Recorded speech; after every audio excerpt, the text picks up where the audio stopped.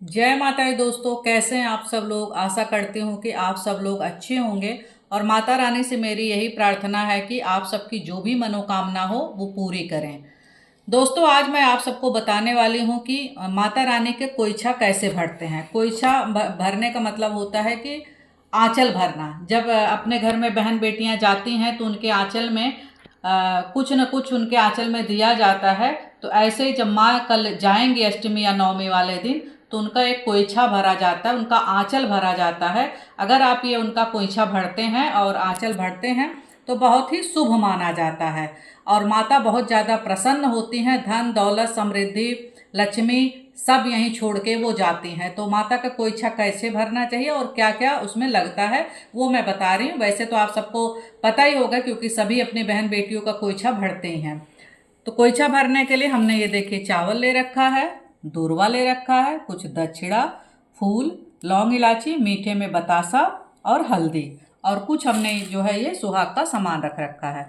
तो कोइछा जब भरते हैं तो इस तरह से लेके इस तरह से लेते हैं, इस तरह से लेके कोइछे को 5 बार भरते हैं। इस तरह से लाल कपड़े में ही रखना है, इस तरह से।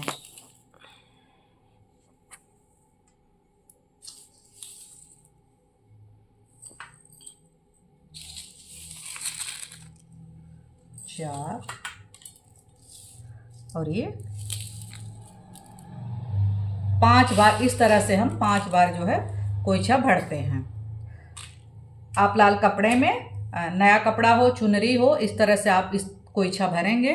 उसके बाद आप जो है इसमें सुहाग के सामान डाल देंगे। कुछ चूड़ियाँ डाल दीजिए, ये कुछ ये रबड़ बैंड, सिंदूर, नेल पॉलिश, बिंदी और मेहंदी। आप महावर भी डाल सकते हैं। सुहाग के सामान में जो आपकी इच्छा हो वो आप कोइछा भरते डाल सकते हैं। और दक्षिणा जरूर होना चाहिए। और एक चीज़ बताना चाहूँगी आप सबको कि जब आप कोइछा भरेंगे तो इसमें जो भी अनाज बचा रहेगा, जो ये चावल बचा रहेगा, कभी भी आप जो है, जैसे कई बार क्या होता है कोइछा भरते हो 5वीं बार जब हम डालते हैं तो थोड़ा सा चावल बचा रहता है तो हम पूरा थाली ऐसे गिरा देते हैं। तो ऐसे थाली कभी भी गिरा के नहीं रखना चाहिए, क्योंकि अगर जब थाली से आप ऐसे पूरा गिरा के रखेंगे तो आपके घर की सुख समृद्धि लक्ष्मी भी साथ में चली जाएंगे। तो इसलिए जो है इस तरह थाली से कभी नहीं डालना चाहिए, इस तरह जो है अपने हाथों से ही इस तरह से डालना चाहिए।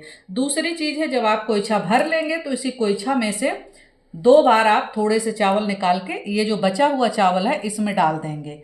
क्योंकि जब आप अपने बहन बेटी को इस तरह से कोइछा भरते हैं तो आप अपने घर की सुख समृद्धि लक्ष्मी सब कुछ उनको साथ में सुख, उनका जीवन सुखी हो, सब कुछ कामना करते हुए उनकी जो है आंचल में उनके डालते हैं। तो उनसे थोड़ा सा ये ले लिया जाता है, इसलिए लिया जाता है कि ताकि हमारे घर की भी सुख समृद्धि और लक्ष्मी हमारे घर में भी बनी रहे और उधर भी बनी रहे। इस तरह से करने के बाद आप जो है ये कोइछा इस तरह से गांठ लगा के, इस तरह से एक गांठ लगा दीजिए।